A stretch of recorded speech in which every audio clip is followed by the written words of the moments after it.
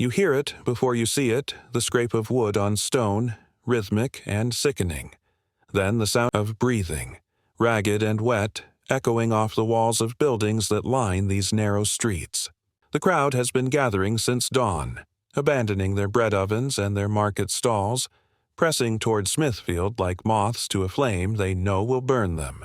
They've come for blood, not the quick spilling of a tavern brawl, but something else entirely, something their grandchildren will whisper about in the dark. And there, being dragged behind a horse on a wooden hurdle, naked and broken, is a man whose name has become a curse in the halls of Westminster. His back is a canvas of wounds. His skin hangs in ribbons. But his eyes, God help anyone who meets them, still burn with something the king cannot kill. Before we go deeper into this story, I'd love to know where in the world are you watching from. It genuinely amazes me that we're exploring these ancient moments of human history together, connected across continents by our shared fascination with the past. This is London, August 23rd, 1305, and the man being delivered to his death is William Wallace, the warrior who dared to imagine a Scotland free from English rule.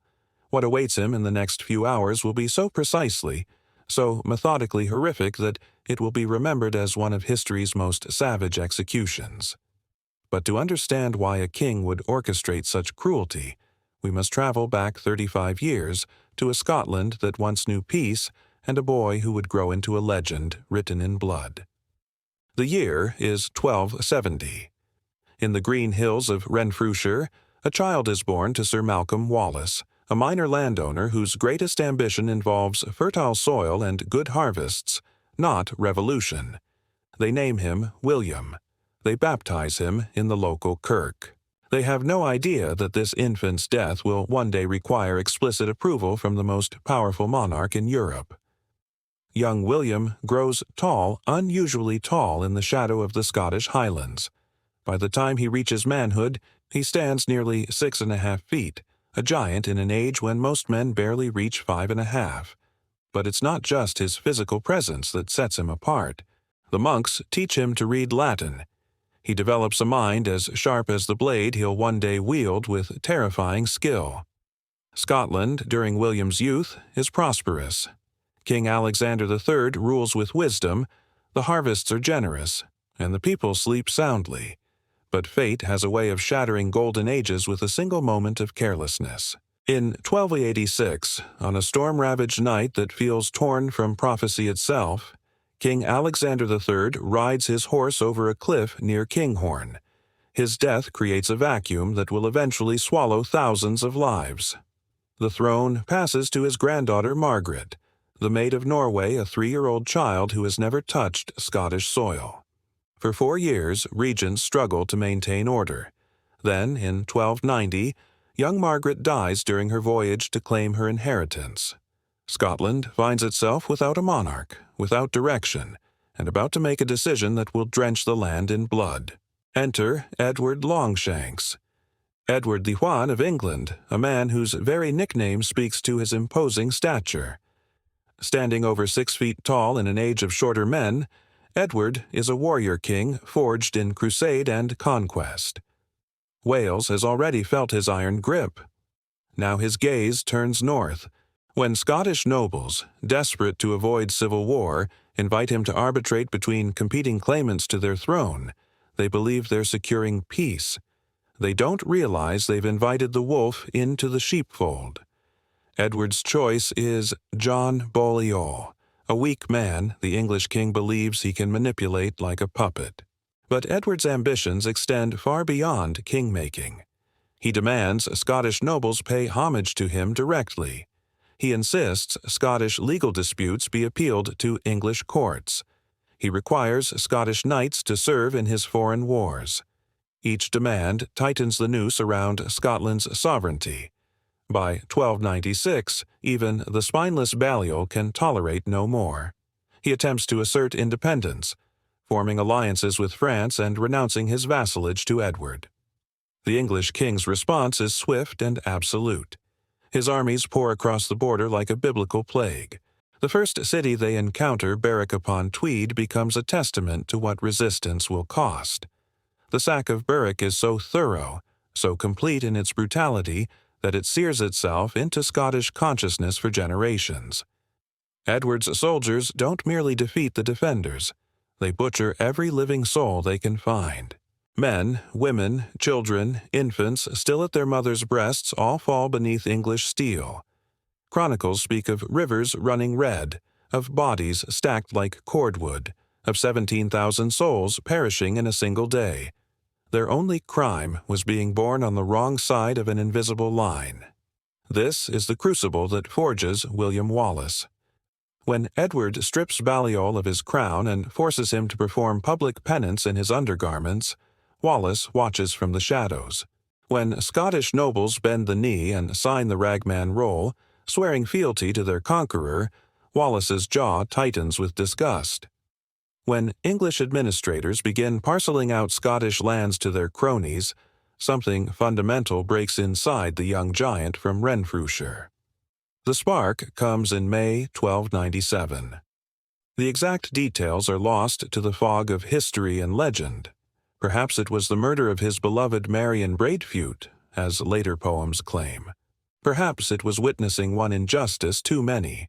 But when William Wallace draws his sword against William Heselrigg, the English sheriff of Lanark, he crosses a threshold from which there can be no retreat. Heselrigg's death sends shockwaves throughout occupied Scotland. Here, finally, is a man willing to spill English blood. Here is someone who looks at Edward Longshank's seemingly invincible war machine and says no. The response is electric. Men begin disappearing from their fields and workshops, slipping into the forest to join Wallace's growing band. But Wallace is no mere outlaw. He possesses something that transforms scattered resistance into organized rebellion, a brilliant tactical mind coupled with unshakable conviction. When he speaks to gathered crowds, his voice carries divine weight. "We fight not for glory or riches," he declares, "but for freedom alone, which no good man loses but with his life." Autumn 1297 brings Wallace face to face with English power at Stirling Bridge. The odds are nightmarish. Perhaps 6,000 Scots against 15,000 English troops, including the finest heavy cavalry in Europe. The English commanders are so confident they treat the battle as little more than a training exercise. They watch from across the River Forth as Wallace and his co-commander Andrew Moray position their forces on the high ground of Abbey Craig. What follows defies every military convention of the age. Wallace waits with the patience of a predator as the English begin crossing the narrow bridge. The crossing takes hours, cavalry, infantry, baggage trains all funneling across the slender span in a long, vulnerable column. Any conventional commander would attack immediately, but Wallace understands something his enemies do not. Timing is everything. When exactly half the English army has crossed, Wallace gives the signal. The Scots pour down from the heights like an avalanche. The English, caught with their forces split by the river, cannot bring their superior numbers to bear. The bridge becomes a bottleneck of terror. Hugh Cressingham, Edward's treasure in Scotland and a man hated for his cruelty, falls early in the fighting. The Scots, in a gesture that speaks to their seething rage, flay his corpse and fashion his skin into belts, a grotesque trophy of their impossible victory. By day's end, the invincible English army lies shattered. David has slain Goliath. The victory transforms Wallace overnight. He's appointed Guardian of Scotland, the kingdom's de facto ruler. For a brief, shining moment, it seems the impossible has been achieved. But Edward Longshanks is no ordinary adversary. The man who conquered Wales, who earned his fearsome reputation on crusade, does not forgive humiliation. He abandons his campaigns in France, recalls his finest knights, and begins assembling an army whose sole purpose is the complete destruction of William Wallace. The two forces meet again at Falkirk on July 22, 1298. This time, Edward takes no chances. Wallace, for all his tactical brilliance, cannot work miracles against overwhelming force. His army, largely composed of spearmen with little formal training, faces the cream of English knighthood backed by Welsh longbowmen whose arrows can pierce armor at 200 yards. The Scottish schiltrons, dense formations of spearmen with pikes pointed outward, hold firm against cavalry charges, but they cannot protect themselves from the arrow storm. Welsh longbowmen pour thousands of arrows into the packed Scottish ranks. Men fall by the hundreds. When the schiltrons finally break, English cavalry pours through like water through a cracked dam. Wallace's closest friend, John de Graham, dies fighting to the last. The Scottish army disintegrates. Wallace himself barely escapes, his dream seemingly crushed beneath English steel. Falkirk marks the beginning of Wallace's darkest chapter. Forced to resign as guardian, abandoned by nobles who now see him as a liability, he becomes a man without a country. Some sources place him in France, seeking support from Philip IV. Others claim he traveled to Rome, pleading Scotland's case before Pope Boniface VIII. What we know is that William Wallace becomes a ghost, a legend whispered about but nowhere to be found. Years pass. Other men take up the banner. Robert the Bruce begins his own campaign for the crown. Scotland's nobility adapts to English rule, but Edward Longshanks does not forget. Somewhere in the shadows lurks the man who humiliated him, and until that man is dead, England's victory remains incomplete. The end comes not through battle, but through betrayal. In August 1305, John Menteith, a Scottish knight who has sold his soul for English gold, lures Wallace to a meeting near Glasgow. Perhaps Menteith promises aid for a new uprising. Perhaps he offers intelligence. The details matter little. What matters is that William Wallace, exhausted by years of hiding, walks into a trap. When English soldiers surround him, his instinct is to fight. But he's alone, outnumbered, and the years have taken their toll. The giant who once strode across battlefields finds himself bound in chains, a prize to be delivered to his greatest enemy. The journey to London is designed as much for humiliation as transportation. Wallace is paraded through every major town, displayed like a captured beast. Children throw stones. Adults hurl filth. Each mile takes him farther from the land he fought to free and closer to the agony that awaits. Edward could have simply hanged Wallace and been done with it. But Edward isn't interested in mere execution. He wants to craft a spectacle so horrific that it will crush the spirit of resistance for generations. He wants every Scot who hears of Wallace's fate to understand the price of defiance. Westminster Hall provides the stage.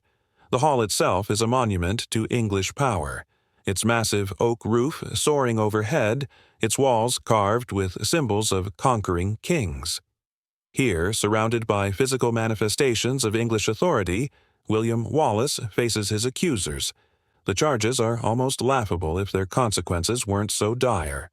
Treason against King Edward, though Wallace never swore fealty to the English crown. Murder and robbery, though the men he killed were occupying soldiers. When given the chance to speak, Wallace's response rings through the hall like thunder. "I cannot be a traitor to Edward, for I was never his subject."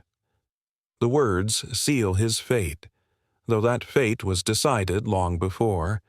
The judges pronounce the sentence that will transform William Wallace from man to martyr, to be hanged, drawn, and quartered. Even in medieval England, renowned for its creative cruelty, this punishment represents the absolute pinnacle of judicial savagery. Reserved exclusively for traitors, it's designed not merely to kill, but to destroy utterly. The condemned will experience multiple deaths, each more agonizing than the last, until nothing remains but scattered pieces. The morning of August 23rd dawns gray and oppressive. London has been buzzing with anticipation for days. Vendors hawk meat pies to the gathering crowds. Nobles arrange for the best viewing positions. The bloodlust is palpable, thickening the very air.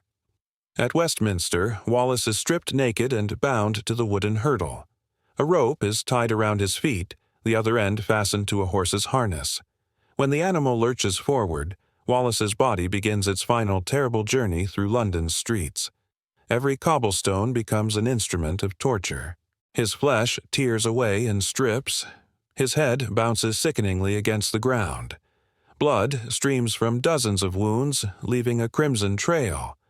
The crowd follows like a diseased parade, their jeers mixing with the scraping sound of flesh against stone. The procession winds through narrow streets for what seems like hours. Past St. Paul's Cathedral, where priests cross themselves and look away. Past bustling markets where merchants abandon their stalls. Past the homes of nobles who watch from windows with expressions of fascination and revulsion. Wallace drifts in and out of consciousness, his body a symphony of agony, but still his lips move prayers or curses, no one can tell. Smithfield spreads before them like an amphitheater of death. A platform has been erected, surrounded by barriers to manage the crowd. Ropes and pulleys dangle from a wooden framework. Braziers burn hot, their flames dancing with eager anticipation. The executioner awaits a professional chosen for his skill in prolonging life rather than ending it quickly. His job is to orchestrate a performance of suffering that will be remembered for centuries. The hanging begins immediately. Wallace, barely conscious, is hauled upright beneath the gallows. A rough hemp rope is looped around his neck, but this is not the merciful hanging where a swift drop snaps the neck. Instead, Wallace is slowly hoisted until his feet dangle inches from the ground. The rope constricts, cutting off breath but not circulation. His body convulses. His face turns purple, then blue. His eyes bulge as pressure builds in his skull. The crowd watches in fascination. Some cheer, others place bets. Children point and laugh at the dancing man. Minutes pass long, terrible minutes where Wallace hovers on the edge of death. Just as unconsciousness begins to claim him, the executioner signals. Wallace is lowered, the rope loosened just enough to allow precious air back into his lungs. But there will be no rest. The worst is yet to come. The drawing begins while Wallace still struggles to breathe. Sharp knives flash as the executioner makes the first cuts. The blade slides beneath Wallace's ribs, opening his abdomen from sternum to pelvis. Blood pours onto the platform, creating crimson pools that steam in the cool air. Wallace's eyes snap open as pain cuts through his semi-consciousness. A scream tries to tear from his throat, but his damaged larynx produces only a strangled wheeze. The executioner reaches inside with practiced hands. What follows defies human endurance. Working with methodical patience, he begins removing Wallace's organs while he still lives. First, the stomach, uncoiling like a gray snake. Then, the intestines, yard after yard, glistening and steaming. The crowd roars as each organ is held high before being cast onto the waiting fires. The smell of burning flesh mingles with blood and smoke. Many cover their faces, but they do not look away. The final indignity castration awaits. The blade flashes once more, and Wallace's manhood is severed with a single cut. The crowd's roar reaches fever pitch as the trophy is held aloft before being thrown onto the flames. The symbolism is unmistakable. This is what becomes of those who challenge English authority. Somehow, impossibly, Wallace still lives. His body, reduced to a hollow shell, continues fighting for each breath. His eyes, though clouded with pain, still hold that spark of defiance. Even now, William Wallace refuses to break. Death comes to Wallace not in surrender, but in a kind of triumph. His lips move, perhaps in prayer, perhaps naming Scotland. When his heart stops, the executioner's axes fall. His head is raised high above the silent crowd. Tarred and mounted on London Bridge, his head becomes the first grim trophy there, his limbs sent across Scotland as warnings. Yet the cruelty breeds not fear, but fire. Wallace's death ignites rebellion. Robert the Bruce rises, and Scottish armies march under Wallace's name. Edward Longshanks dies unfulfilled, his son too weak to finish his conquest. Wallace's body perished, his cause did not. In 1320, Scottish nobles signed the Declaration of Arbroath, echoing Wallace's unyielding spirit. It is not for glory nor riches, but for freedom. Wallace never saw his dream realized, yet his execution became the spark that ignited it. The man who died in agony at Smithfield achieved in death what he could not in life, immortality, through the defiance of a people who refused to yield. Centuries later, his name still stirs hearts. His body was destroyed, but his spirit endures in every stand for justice, every act of courage, every refusal to bow. Kings turn to dust. Freedom endures.